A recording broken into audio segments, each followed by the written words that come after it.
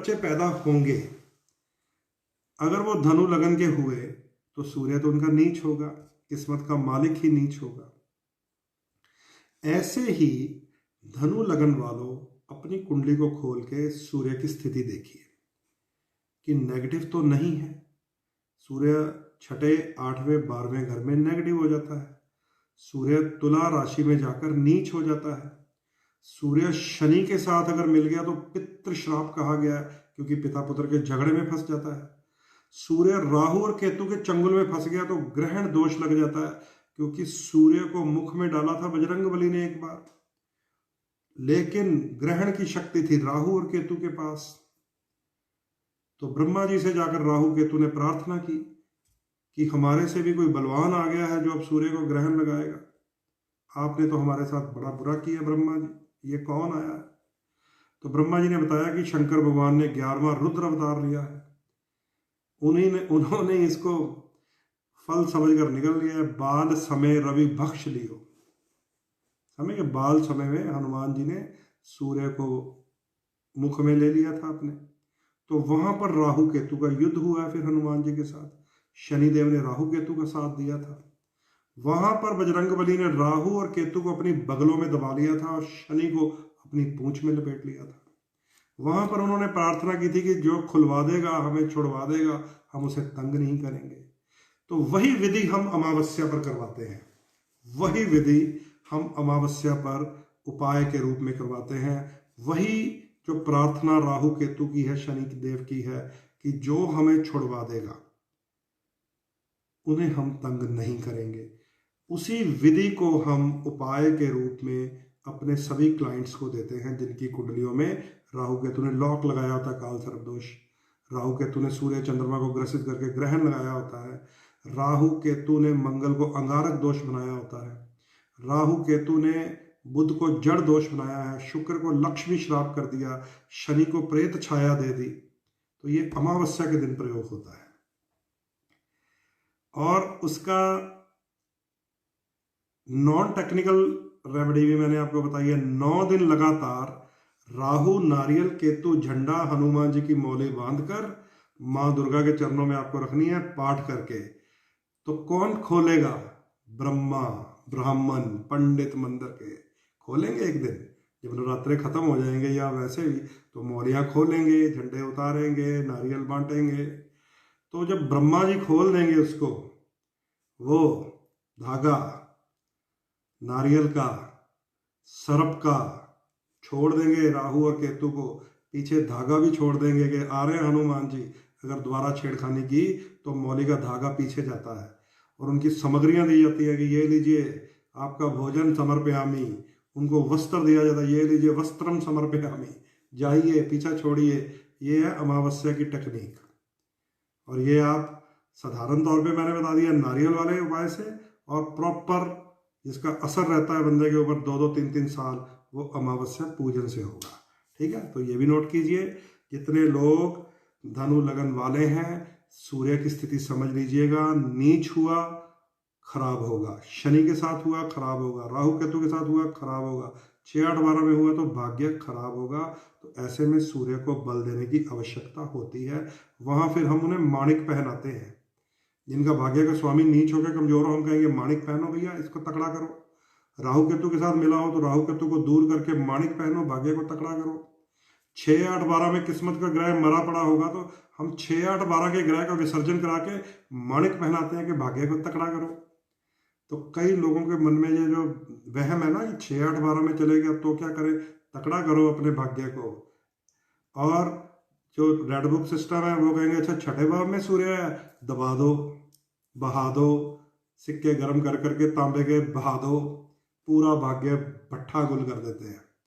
कितना फर्क है वेद में, कितना फर्क है हमारा जो जड़ है ज्योतिष का, कि यहां पर भाग्य का मालिक अगर छठे भाव में उन लोगों को नजर आ गया जिनको लगन, राशि, नक्षत्र कुछ नहीं पता, वो कहेंगे तांबे के सिक्के जलाई जाओ, पानी में बहाई जाओ, और सारी किस्मत डूब जाती है इंसान की, सारी किस्मत डूब जाती है ना। वो कहेंगे गुड़ दबा दो जमीन में, भाग्य स्थान का मालिक जमीन में दबवा देते हैं। तो भाई बहुत फर्क है, ध्यान रखिएगा। ये बैकफायर रेमेडीज से बचना पड़ेगा। ये बस स्टैंड वाली जो किताब है ना, जो बस स्टैंड के स्टॉल में मिल जाती है टाइम पास करने के लिए, उससे बचकर रहना, बचकर रहना, अदरवाइज खराब हो जाएगा, खराब। सो ये जितनी टेक्निक आपको बताई जा रही है ये वैदिक टेक्निक है, इन कुंडलियों को ठीक करने की टेक्निक है। ये कोई टूना टोटका लाल पीली नीली किताबों का नहीं है। तो ये याद रखिएगा धनु लगन वालों, सूर्य इस समय भी खराब चल रहा है क्योंकि कन्या राशि में राहु की दृष्टि में है। देखिए पूरे देश में हाहाकार मची पड़ी है, सूर्य वीक हो गया राहु केतु के कारण। सूर्य अगले 30 दिन फिर खराब हो जाना है क्योंकि तुला राशि में जाकर नीच हो जाना है, तो बड़ी परेशानी पैदा करेगा। इसलिए अपने सूर्य को बल दीजिए, सुबह उठा कीजिए, ऑरेंज कलर के सूर्य को जल दीजिए। कई लोग धूप में सूर्य को जल दे रहे होते हैं, वो बस फिर मुझे याद आ जाते हैं गुरु नानक देव जी, जिन्होंने कहा था वह कर्म कर लो, सूर्य को जल चढ़ाने से क्या मिलेगा। क्योंकि टेक्निक का खेल है, अमृत वेले का खेल है।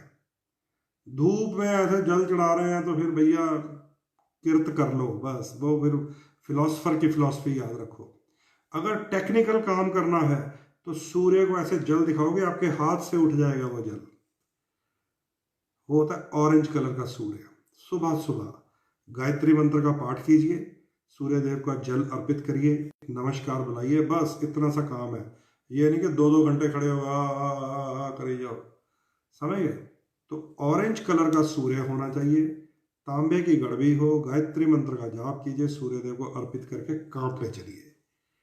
सुबह अर्ली उठकर सूर्य देव को जल चढ़ाने का मतलब है कि रूटीन सेट कीजिए, किस्मत खुल जाएगी धनु लगन वालों की, ठीक है। और जो लोग 24-24 घंटे वहां बैठे पानी उड़ेल रहे हैं, उन्हें गुरु नानक देव जी की साखी पढ़ लेनी चाहिए, जिन्होंने कहा था कि मैं भी अपने खेतों को दे रहा हूँ फिर पश्चिम की तरफ। वो कहते तुम्हारे खेतों को कैसे चला जाएगा इतनी दूर, वो कहते तुम्हारे सूरज को कैसे चला जाएगा इतनी दूर। तो this is technique, Surya evaporation system. अगर साइंस किसी ने पढ़ी हो तो वो समझ सकते हैं कि सूर्य ही जल को उठाते हैं, चाहे वो करोड़ों मील दूर हो, वही उठाता है, वही हमारे खेतों में पहुंचाता है बारिश के रूप में। तो ये है साइंस की टेक्निक, इसको वेपोरेशन सिस्टम कहते हैं। ये सनातन धर्म का हिस्सा है, लेकिन वो सनातन धर्म का हिस्सा नहीं है कि आप सुबह उठ रहे हैं 12 बजे, 11 बजे, 10 बजे, दोपहर के 2 बजे और जल दे रहे हैं और अपना काम धंधे पे गए नहीं हैं, खेत में नहीं गए, बिजनेस पे नहीं गए, दुकान पे नहीं गए, सूर्य को जल चढ़ाते जा रहे हैं। तो भैया फिर आपको महाराज गुरु नानक देव जी की शिक्षा के ऊपर ध्यान देना पड़ेगा। सनातन धर्म ये कहता है कि सूर्य जब बिल्कुल अमृत वेले में हो, उसे आप जल अर्पित कीजिए और काम पे जाइए, क्योंकि कराग्रे वस्ते लक्ष्मी, आपके हाथ में ही लक्ष्मी है। इन जो 10 नाखूनों की जो कमाई है उसमें लक्ष्मी है। अच्छा, लोग ये भी सुबह सुबह उठ के कराग्रे वस्ते लक्ष्मी पढ़ के ऐसे करेंगे, मुंह पे हाथ फेरेंगे, सो जाएंगे। अरे भैया, ये मंत्र इसलिए नहीं है कि मंत्र पढ़ के सो जाओ कि मैंने तो यही कर मूले गोविंदम देख लिया। नो, उसने बताया कि आपके कर के अग्र भाग में, नाखूनों में कराग्रे वस्ते लक्ष्मी, यहाँ पर लक्ष्मी का वास है। इसे चलाइए जाकर, इसे डीजल से, ग्रीस से, मिट्टी से, खेती से गंदा करके देखिए, हाथ की मैल पैसा आएगा। समझ गए? ये नहीं कराग्रे वस्ते लक्ष्मी, चल मैं सो जाऊं। नो, सनातन विधि बिल्कुल टेक्निकल है, बिल्कुल साइंटिफिक है। सूर्य करोड़ों मील दूर होकर आपकी अंजलि से जल उठा लेता है और वही सूर्य आपके खेतों तक पहुंचाता है जब बारिश करता है। कोई पढ़ा लिखा होगा उसे जरूर समझ आएगी। तो इसलिए बहुत ज़रूरत है इन चीज़ों को सीखने की, समझने की। साइंस को, जो हमारे रेमेडीज़ के पीछे साइंस है, टेक्निक है, उसे समझने की ज़रूरत है। जो उसका मिसयूज़ कर रहा हो उसे फिर गुरु नानक देव जी के शब्दों को भी सुनना पड़ेगा, समझ लीजिए। चलिए मकर लगन की बात करते हैं। अब मकर लगन शनि देव का ये लगन है। मकर लगन के भाग्य बुध के हाथ में है। मकर लगन की किस्मत बुध के हाथ में है। बुध के बारे में जब मैंने आपको तुला लगन को बताया था तो सब बातें बता दी थी कि पहले बुध देख लीजिए आपकी कुंडली में 6, 8, 12 में अगर खराब है तो भाग्य का मालिक डाउन है आपका बुध, चेक कर लीजिएगा। यही बुध राहु या केतु के चंगुल में फंस गया तो ये जड़ दोष बन जाता है। इसको कहते हैं कि कुछ समझ नहीं आएगा, उसको 2 दूनी 4, 4 चौके 16, 16 16 32, 32 32 64 करना नहीं आएगा। जिसको पहाड़े नहीं आते समझ लीजिए बुध खराब है। जिसको छोटा मोटा जोड़ करने के लिए भी कैलकुलेटर चाहिए समझ लीजिए बुध खराब है। जिसकी बहन, भूआ, बेटी, मौसी, साली परेशान है समझ लीजिए बुध खराब है। जिसके दांतों में दर्द हो गया, स्मेल की ताकत खराब हो गई, समझ लीजिए बुध खराब है। तो ये बुध कैसे ठीक होना है? भ्रूण हत्या रोकने से, ना तो करे ना किसी को करने दे। ये बुध कैसे ठीक होना है? छोटी कंजकों की सेवा करने से। ये बुध कैसे ठीक होना है? अगर आपके घर में बेबी नहीं हो रहा, बाई चांस आप पड़ जाते हैं IVF के चक्कर में, इधर टेक्निक उधर अरे कोई छोटी कन्या गोद ले लीजिए, जिंदगी सुधर जाएगी। अगले जन्म के कर्म पहले ठीक हो जाएंगे, पिछले वाले धुल जाएंगे, बुध ग्रह ठीक हो जाएगा। और ये बुध और बृहस्पति का खेल है ये जो ज्योतिष है, क्योंकि बुध कहता है मैं बुद्धि हूं, गुरु कहता है मैं भाग्य हूं। तो बुद्धि भी चाहिए होती है भाग्य को जगाने के लिए। तो जिन लोगों को संतान की प्रॉब्लम हो रही हो, है ना, बेबी ना हो रहा, कंसीव हो ही ना रहा हो, मिसकैरेजेस हो रहे हो, परेशानी हो रही हो, तो वो एस्ट्रोलॉजर से पूछे कि हमारे घर में संतान का योग बनता है नेचुरल का? अगर नहीं बनता तो गोद लेके हम सुखी हो सकते हैं? ये पूछे। ये ना पूछे कि हम 2-4-5 लाख रुपया स्पर्म इंसर्शन में कर लें, सैरोगेशन में कर लें। बेड़ा कर कर रहे हो आप सब कुछ। दुर्योधन पैदा हुआ था सैरोगेशन से भाई, दुर्योधन पैदा हुआ था, बस याद रख लीजिए, इससे ज्यादा मैं कुछ नहीं बताऊंगा। IVF से दुर्योधन पैदा हुआ था। जिसको पैदा करना कर लो, बुध नहीं ठीक होगा फिर। मकर लगन वालों, बुध को मजबूत रखना है, देवी दुर्गा की आपको पूजा करनी है, हरी चीजों का उपयोग करना है, पन्ना रतन आपके लिए होता है। बुध ग्रह अगर कुंडली में किसी अन्य राशि में जाकर वीक हुआ पड़ा, उस राशि के उपाय होंगे, उसको विसर्जन किया जाएगा, डाउन किया जाएगा। राहु केतु से पीड़ित है तो मैं आपको बता चुका हूं, अमावस्या वाले दिन राहु केतु शांति होगी, फिर पन्ना पहनिएगा, फिर तो बहुत बढ़िया मौका मिल जाएगा ना। 16 की अमावस्या, 17 से नराते हैं, तो है ही वो बुध का हाथ, वरद हाथ हो जाएगा। तो आनंद लीजिए, इन चीजों का फायदा उठाइए। कुंभ लगन, 11 नंबर जिनका लगन है, लगन के स्वामी होते हैं शनिदेव। और भाग्य के स्वामी कौन बनेंगे? शुक्र। 11, 12, 1, 2, 3, 4, 5, 6, 7 नंबर राशि 9th हाउस में आएगी। तो सेम वही बात है कि जिनके लिए, जैसे कन्या लगन को मैंने बताया था कि जिनके लिए भाग्य के मालिक शुक्र होते हैं, उन्हें बहुत जल्दी फायदा होना शुरू हो जाता है। अमिताभ बच्चन का कुंभ लगन ही है, जिसका कल बर्थडे है। शुरू हो गया? नहीं, अभी नहीं हुआ।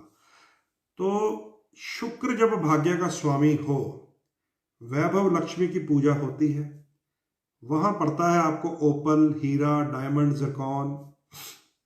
लेकिन ये रतन शतन पहनने से पहले मैं कभी रिकमेंड नहीं करता स्टोन किसी को। मैं कहता हूं पहले नेगेटिव ग्रह ढूंढ लेना, फिर ये पन्ने पुखराज लेना, नहीं तो फायदा कोई नहीं होना आपको। सो पहले देखना पड़ेगा आपके भाग्य का स्वामी शुक्र। हाँ बिल्कुल ठीक है, आपका आ गया कि मेरा लगन है कुंभ। भाग्य का स्वामी शुक्र रोग शत्रु कर्जे के 6ठे भाव में ना हो, मृत्यु के अष्टम में ना हो, व्यय के 12वें में ना हो। हाँ, एक शुक्र को जरूर एक वरदान मिला हुआ है कि अगर 12वें घर में चला गया तो वो ज्यादा दोषी नहीं होता। 6 और 8 में तो जाता ही जाता है, 6 और 8 में तो वो खराब हो जाता है। लेकिन जब वो 12वें घर में चला जाता है ना, तो फिर वो थोड़ी सी रिचनेस और रॉयलनेस और विदेश यात्रा और कई प्रकार की रंगीनियां दे देता है जीवन में। क्योंकि 12वें घर को बेड प्लेयर्स भी कहा गया है, बेडरूम भी कहा गया है। तो वहां पे शुक्र का होना कुछ आनंद भी दे देता है अलग प्रकार के। लेकिन आप जरा थोड़ा सा इधर ही रहिए, है ना, 12वें घर से वापस आ जाइए, उधर मत चले जाना, रेखा बन जाओगे। नहीं तो रेखा का था वहां पे कितने बेड प्लेयर्स हैं उसकी लाइफ में, इधर वापस आ जाओ, शुक्र को 12वें ना लेके जाना। 6ठे और 8वें घर में तो करैक्टर के साथ भी संबंध है उसका, 6ठे और 8वें घर में, समझ गए।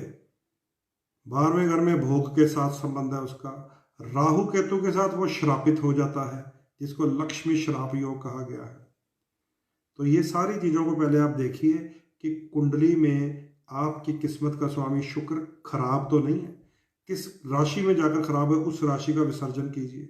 फिर बारी आएगी वैभव लक्ष्मी माँ की, फिर बारी आएगी माँ लक्ष्मी के पूजन की, फिर उसको स्ट्रॉन्ग कीजिए। फिर उसके कलर की, पिंक और क्रीम की, उसे इस्तेमाल कीजिए। फिर उसके तिलक की, चंदन का सफेद तिलक होता है। फिर उसके स्नान की, मुश्कपूर का स्नान होता है। शैम्फर थेरेपी पिक्चर देखेंगे ना आप, जिसमें वो कोई महारानी, कोई राजकुमारी बनी हो, तो वो शैम्फर का लैंप लेके अपने बालों को, अपनी बॉडी को शुक्र का, जिसको कहते हैं ना धूम्र स्नान कहते हैं उसको, धूम्र स्नान करवाए, इसको औषधि स्नान कहा गया। उसमें मुश्कपूर डलता है। तो इन चीज़ों से शुक्र मजबूत होता है। दही खाने से शुक्र मजबूत होता है, दही से स्नान करने से शुक्र मजबूत होता है, दही का अभिषेक शंकर बाबा को करने से शुक्र मजबूत हो जाता है। ओम शुम शुक्राय नमः इस मंत्र का जाप करने से शुक्र मजबूत होता है। लास्ट में जाके बारी आती है इस जो पहनते हैं, क्या कहते हैं उसको, ओपल, लास्ट में जाकर। नहीं तो आजकल के एस्ट्रोलॉजर ने रिवाज बनाया कि पहले जाके पहले तो इसको स्टोन ही बेच डालो। नो, जो आपको बैठते ही गए ना, पुखराज पालो, पन्ने पालो, ओपल पालो, को जी नमस्ते जी, तुहानू ज्योतिष नहीं आती, तुसी जोशती हो, जोशती। समझ गए? आप कुंडली दिखाने गए, वो कहते बड़ा अच्छा पुखराज पहन लो, शुक्र का ये पहन लो, नीचे से निकाल के सामने भी रख देगा। नो, समझ गए? ऐसा कुछ नहीं होता। ये रतन लास्ट थेरेपी है, लास्ट। ये तब असर करेंगे जब इनके स्वामी ग्रहों के ऊपर कोई नेगेटिव प्रभाव ना पड़ता हो, ये नेगेटिव राशियों में ना बैठे हुए हों। अगर हमारे, मान लीजिए मैंने पुखराज पहना हुआ है, अगर ये बृहस्पति जो है, ये बृहस्पति मकर राशि में हुआ, तो मुझे पहले शनि का इलाज करना पड़ेगा, तब ये फल देगा, नहीं तो नहीं देने वाला। सुन लो, समझ गए? इसलिए पहले शुक्र को अलग अलग प्रकार की विधियों से मजबूत रखा जाएगा। शुक्र को सुंदरता कहा गया है। शुक्र को कहा गया सुंदर वस्त्र, साफ सुथरे, उजले, खुशबू आनी चाहिए, वैसे उसको शुक्र कहा गया है। तो ये शुक्र, पहले नेगेटिव ग्रह को डाउन कीजिए जहां शुक्र फंसा होता है, फिर शुक्र की ये चीजें प्रयोग कीजिए। लास्ट चीज होती है डायमंड पहनना या ओपल पहनना। जो आपको पहले ही कहे जी ओपल पड़ेगा, होगा नमस्ते जी, समझ गया, मैं समझ गया, ओके जी, राम राम, राम राम कह के कुंडली चक्को, लपेटो, बड़ी दूर से जोर से भाग जाओ बस वहां से। समझ गए? याद रख लेना। लास्ट अब है मीन लगन की बारी। है कोई बचा हुआ ऐसे मीन लगन वाला? है कोई? क्योंकि सो गए होंगे, अब तो 2 घंटे का लाइव हो गया है, 1 घंटा 56 मिनट हो गए हैं बात करते हुए। चलिए, मीन लगन वालों को बता देते हैं भैया जी, आपके किस्मत के स्वामी मंगल है। मंगल, आजकल मंगल आपके लगन में ही है आजकल, लेकिन बच के रहिएगा, केतु की दृष्टि में है, क्योंकि मंगल मीन राशि में वक्री है। आपकी भाग्य का स्वामी मंगल आजकल आपके लगन में है, जिसको मैं बढ़िया मानता हूं। थोड़ी सी कसर है कि वक्री है। अब जब वक्री हो जाता है ना ग्रह, मित्र ग्रह, तो उसे मजबूत कीजिए। कैसे? मंगल का इफेक्ट है रेड। रेड कलर बजरंगबली का प्रिय रंग है। लाल श्रृंगार हनुमान जी का प्रिय है। आपको कथा पता होगी कि मां सीता श्रृंगार कर रही थी, सीता मां ने मस्तक पे सिंदूर लगाया, मांग में भरा। बजरंगबली, केवल एक हनुमान जी को आज्ञा थी कि मां के वो श्रृंगार कक्ष में भी घूम सकता था, क्योंकि वो पुत्र रूप है उनका। पुत्र रूप में वो बजरंगबली मां के सामने चला गया कि हे मां, आप ये मस्तक पे क्या लगा रही हैं? तो सीता मैया ने कहा कि ये मैं सिंदूर का टीका लगा रही हूँ और मांग भर रही हूँ अपनी। वो कहता इससे क्या होता है माँ?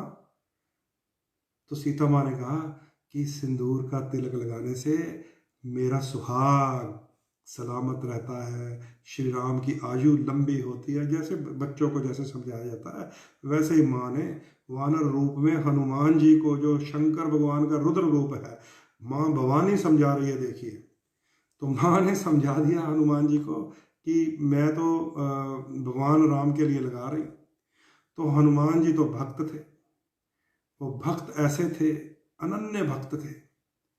वो अपने पूरे शरीर को लाल सिंदूर से बिल्कुल पोत कर आ गए। जब राजभवन सजा हुआ था वहां लाल लाल करके आ गए। सारे हंस पड़े कि आज वानर महाराज को क्या हो गया, आज ये लाल लाल क्यों हो गए। विभीषण वहीं थे, विभीषण वहीं थे, वो हंसने लग गए कि ये क्या हो गया महाराज बजरंगबली, ऐसा आपने क्यों किया। तो बजरंगबली ने कहा कि मुझे माँ ने कहा था कि छोटी सी बिंदी से श्री राम के अमर होने के संकेत हैं। तो ये भक्त तो पूरा लाल देह लालील से अरुवल लाल लंगूर, वज्र देह दानव दलन, जय जय जय कपिसूर, पवन सुत हनुमान जी की जय। पूरी देह को लाल करके आ गए। और जब हनुमान जी ने यह वृतांत सुनाया सबकी आंखें भर आई कि इतने अनन्य भक्त, इतना प्रेम। तो महाराज ने अपने गले की मोतियों की माला, मूंगे की माला हनुमान जी को अर्पित कर दी कि ये लो बजरंगबली, मैं बड़ा प्रसन्न हूं आपसे। तो हनुमान जी ने वो सारी माला दांतों से चक चक के तोड़ तोड़ के फेंक दी। विभीषण फिर मुस्कुराए। विभीषण कहने लगे कि देखा रही ना वानर वाली बुद्धि, इतनी कीमती मूंगों की माला दी थी आपको श्री राम ने, इतनी कीमती। सभी बैठे रहते हैं कि भगवान एक फूल ही दे दे हमें, तो आपने वो चक चक के सारी क्या क्या देखा, आपने क्या कर दिया। तो बजरंगबली ने कहा कि हे विभीषण, मैं देख रहा था कि इसमें श्री राम जी का, सीता मैया का वास है कि नहीं है, तो मुझे दिखा नहीं, इसलिए मैंने सारी तोड़ दी है। तो विभीषण ने फिर उपहास उड़ाया, फिर कहा कि तू बड़ा भक्त बना हुआ है, तेरे अंदर है श्री राम और सीता का वास। तो इतना कहना था कि बजरंगबली ने दर्शन करा दिए थे अपनी छाती फाड़कर, श्री राम और सीता के दर्शन करा दिए थे कि मन में बसते हैं। तो ये मंगल ग्रह है, ये उसका सौम्य रूप है, ये भक्ति रूप है। श्री राम जानकी बसते हैं मेरे सीने में, ये कभी आप सुनिएगा, ये भेंट लखविंदर सिंह लखा ने गाई हुई है, यूट्यूब पे जाइएगा, सुनकर आप मगन हो जाएंगे। तो ये भक्ति रूप जो हनुमान जी का है, ये युद्ध रूप नहीं है। इसलिए जब हमारी कुंडली का भाग्य स्थान का स्वामी मंगल हो, जैसे मीन लगन वालों का है, और आजकल मंगल परेशानी में है क्योंकि मंगल के ऊपर केतु की दृष्टि है, एक तो वो दूषित कर रही है उसको, दूसरा मंगल वक्री है। वक्री का मतलब होता है ब्रह्मांड से पीछे जा रहा है। यहाँ पे है मेरे पास, सारे सारे हैं मेरे पास, ये लो, ये लो, दिखते हैं ये सारे, ये सूर्यदेव है, मंगल को ढूंढ लेते हैं, ये रहा, ये देखा, ये दिखता है, ये शनिदेव के दर्शन कर लो, ये शनि महाराज हैं, ये बुध हैं, समझिए, ये केतु देवता जी हैं। तो ये मंगल जो है, मंगल जय हो सभी ग्रहों की जय हो। मंगल जो है जब वो पीछे की तरफ हटना शुरू हो जाता है, वक्री होना शुरू हो जाता है, तो नीचे हमारे शरीर में जो हम रिसीवर होते हैं मंगल के, वो उभरना शुरू हो जाता है, उबलता है, फिर बाहर की तरफ भागता है। जब वो बाहर की तरफ भागता है तो शरीर का टेम्परेचर हाई हो जाता है हमारा। और जिन जिन लोगों का लगन लॉर्ड मंगल, पंचम लॉर्ड मंगल, भाग्य का लॉर्ड मंगल, उनको बुखार होने शुरू हो जाते हैं, टेम्परेचर होने शुरू हो जाते हैं, टाइफाइड हो जाता है, ब्लड सेल वीक होता है। जब मंगल वक्री होता है ना, और उसके ऊपर राहु केतु की दृष्टि हो, तो ब्लड सेल खत्म होने शुरू हो जाते हैं। तो ये जो मौसम है, इसमें आप किसी के पास भी ध्यान दीजिए, किसी डॉक्टर के पास, उसके पास ब्लड सेल्स वीकनेस के पेशेंट ज़्यादा होंगे, उसके पास टाइफाइड के, रक्त विकार के पेशेंट ज़्यादा होंगे, क्योंकि मंगल क्या हुआ पड़ा है, वक्री। किसकी दृष्टि से खराब है, केतु की दृष्टि से। तो ऐसे में मंगल को बल देना है आपको। जो कथा आपने अभी सुनी है, बजरंगबली का लाल देह लालील से अरुवर लाल लंगूर, तो हनुमान जी की लाल प्रतिमा को सिंदूर से पोत दीजिए, हनुमान जी को लाल गमछा अर्पित कराइए, हनुमान जी को बूंदी का प्रसाद चढ़ा दीजिए, हनुमान जी को गुलकंद वाला पान चढ़ा दीजिए, मीठा लाल गुलकंद डाल के, तो ये मंगल के वक्रपन को समाप्त करता है। और लाल रंग का ये पहना हुआ मैंने मूंगा पहनी है, लाल रंग के किसी भी कलर को मौली के धागे से, लाल रुमाल से, हर चीज से रेड इफेक्ट अपने ऊपर बढ़ा दीजिए ताकि आप उसके रिसीवर अच्छे बन जाएं। तो ये जितनी बीमारियां, जितना चिड़चिड़ापन, जितना गुस्सा, जितना अधीरता, वो समाप्त होनी शुरू हो जाती है। और बजरंगबली का नाम लीजिए, नाम लीजिए प्रेम से, अवेश में मत लीजिए। युद्ध नहीं लड़ने जाना। जब आपको कोई एग्जाम लड़ने जाना है, कोई गेम खेलने जाना है, कहीं हमें किसी कंपटीशन में जाना है, तो आप बजरंगबली के युद्ध रूप की पूजा कीजिए। ये जो दिन चल रहे हैं ना, ये तो अपने आप ही वो खराब हुआ पड़ा है। तो मीन लगन वालों, पहले ये सब ग्रह मंडल को वहां पहुंचा देते हैं, ठीक है।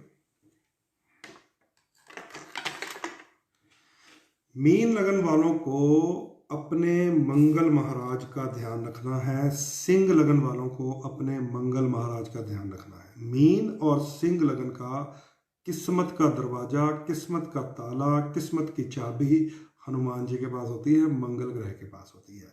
हनुमान जी को प्रसन्न किया जाता है बड़ी आसानी से श्री राम के नाम से।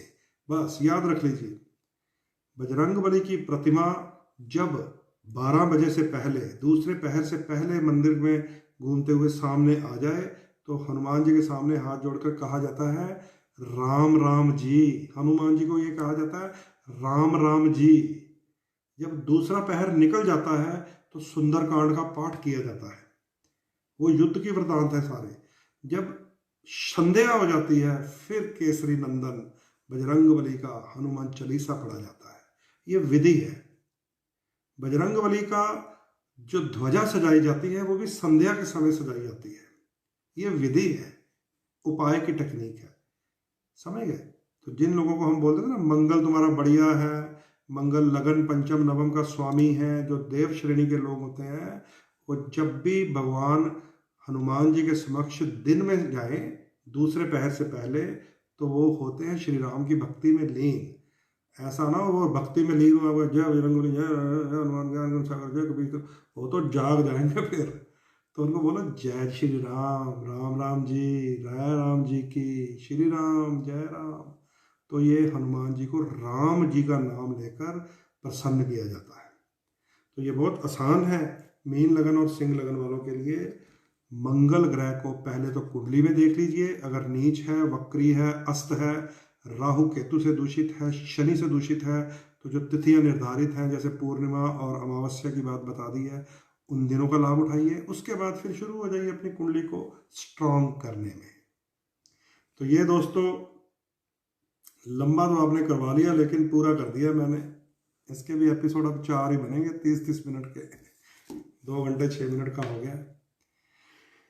तो मेष से लेकर मीन लगन तक एक ही एपिसोड में मैंने आपको बता दिया है कि आप लोगों के भाग्य स्थान के स्वामी कौन से ग्रह बनते हैं। इस बहुत ही इंपॉर्टेंट वीडियो को अपने पास सेव कर लीजिए, रख लीजिए। यही वीडियो आपको YouTube पर भी मिलेगी 1-2 दिन में, जब इसको एडिट करके मैं वहां पे अपलोड कर दूंगा। इसी वीडियो में आपको ऐसी जानकारी मिलेगी, नॉट ओनली फॉर योर कुंडली, आपके बच्चों की कुंडलियां अलग अलग लगन की हो सकती हैं, आपके हस्बैंड की, वाइफ की, पार्टनर की, दोस्त की, जिसके साथ कोई बिजनेस करना है उस पार्टनर की, अलग अलग लगन की कुंडली हो तो आपको झट से देखते ही पता चल जाएगा।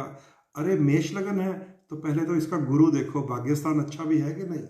अरे मीन लगन है तो मंगल देखो, भाग्य अच्छा है कि नहीं। वृश्चिक लगन है, चंद्रमा देखो, भाग्य अच्छा है कि नहीं। जब भाग्य अच्छा होगा तो उसे अपने जीवन में आने दीजिए, क्योंकि हो सकता अपना भाग्य कमजोर हो, फिर दूसरे के कंधे पे बंदूक रख के चलाई जाती है।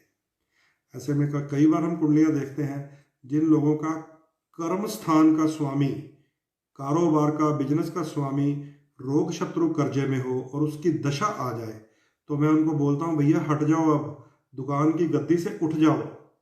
अपने बेटे, अपने भाई, अपनी पत्नी, किसी की अच्छी कुंडली हो उसके नाम ट्रांसफर करके खुद को मैनेजर बना लो। मैनेजर जरूर बने रहो, कोई बात नहीं है अगर काम संभालना है, लेकिन अगर कारोबार का स्वामी ग्रह कर्जे के घर में है और उसकी दशा आ गई है, आपने चाहे करोड़ों अरबों रुपया बना के दिया हो अपने सारे परिवार को, उस दशा में आपको कदम पीछे खींच लेना चाहिए। नहीं तो ग्रह ऐसा उल्टा खेल खेलता है, ऐसा उल्टा खेल खेलता है कि वो इंसान को डाउनफॉल में ले जाता है, नीचे गिरा देता है। और ऐसा गिराता है कि वो कहता हुआ क्या यार, ये सारी फैक्ट्री मैंने बनाई थी, काम धंधा बिजनेस घर मकान गाड़ियां मैंने ही लेके दी थी, हुआ क्या मेरे से। ये बहुत एक नुक्ता है कि जब भी आपके कर्म स्थान की स्थिति राहु या केतु के साथ डाउन हो या 6, 8, 12 में खराब हो और उसकी आ जाए दशा, तो आपको कदम पीछे खींच लेना चाहिए। नहीं तो आपके बनाए हुए अंबार, आपके खड़े किए हुए महल चुबारे ढह जाएंगे। तो ये सारी स्थितियां हैं, इसको समझ लीजिए। ये वैदिक ज्योतिष है। ये पहले घर में राहु, दूसरे घर में मंगल, तीसरे घर में शनि नहीं है। हम घरों की बात करते ही नहीं, हम कहते हैं लॉर्ड।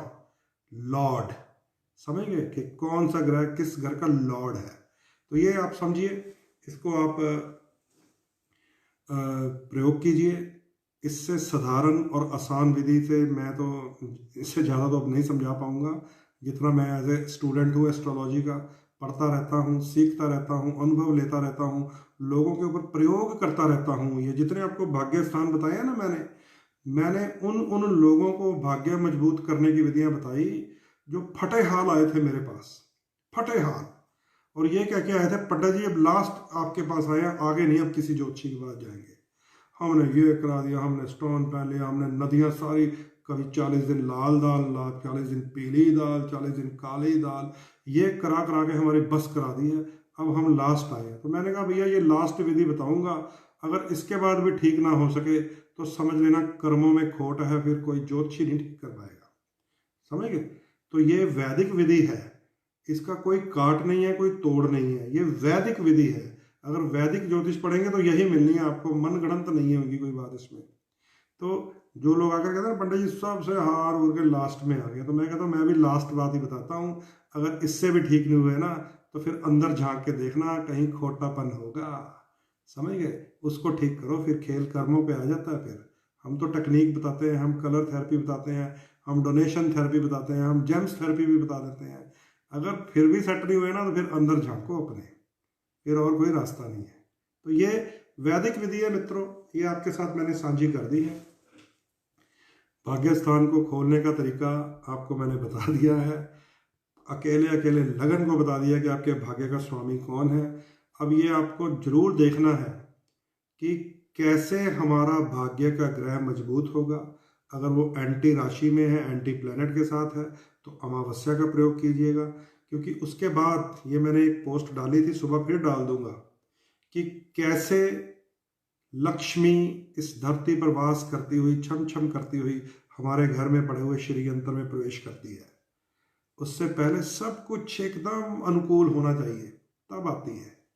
तो ये चीज़ें उसी को अनुकूल करने की होती हैं। इस वीडियो को समझते रहिए, सीखते रहिए, प्रयोग करते रहिए और आनंद लेते रहिए। चलिए इन्हीं शब्दों के साथ आज समेटते हैं सारे लाइव को। अपनी वाणी को मैं विराम देता हूँ। आपके कोई जनरल क्वेश्चन होंगे तो मैं ज़रूर नीचे पढ़ूंगा, है ना, और उसका कोई इम्पोर्टेंट कोई हुआ तो उसका मैं आंसर देने का भी प्रयास करूंगा। आपका कोई पर्सनल क्वेश्चन हुआ तो मैं दोबारा जाते हुए बता देता हूँ, 9872065786 पर आप प्रोफेशनल कंसल्टेंसी मुझसे ले सकते हैं।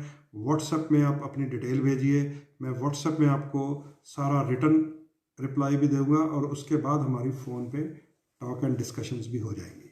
तो ये सारी बातें आप नोट कीजिए। कोई मन का प्रश्न हो जो जनरल हो वो कमेंट लाइन में लिखिए, क्योंकि अभी तो 12 भी नहीं बजे, 2-2:30 बजे सोऊंगा मैं, जाके सारे पढ़ूंगा आपके। ठीक है, चलिए इजाज़त दीजिए। नमस्कार, जय श्री राम, सत श्री अकाल, जय हिंद।